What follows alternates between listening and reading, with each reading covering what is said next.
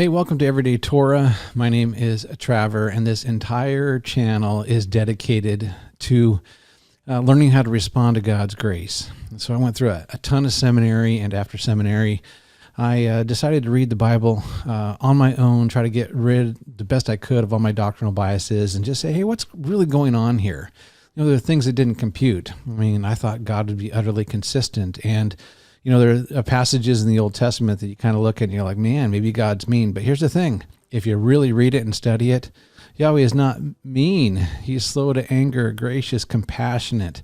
And then when I think that the Torah as embodied in Jesus, I mean, I think about that. I'm like, oh my gosh, if that's what the Torah looks like, I want to be like the Torah.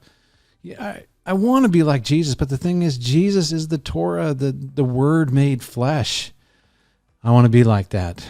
And so when I consider Psalm 119, if you read all the way through that, it seems like the psalmist can't get enough of that Torah. God is wise, loving, awesome. When you look at Psalm 1, it's the wise person that is putting their tree roots deep down into the water of God's law. Solomon, at the end of Ecclesiastes, says, hey, there's two things we got to be really concerned about, that we fear God and obey his commandments. We're not talking about salvation here. We're talking about responding to God's grace, trying to walk in obedience. If that's what you're seeking to learn how to do, that's what this channel is about. So welcome.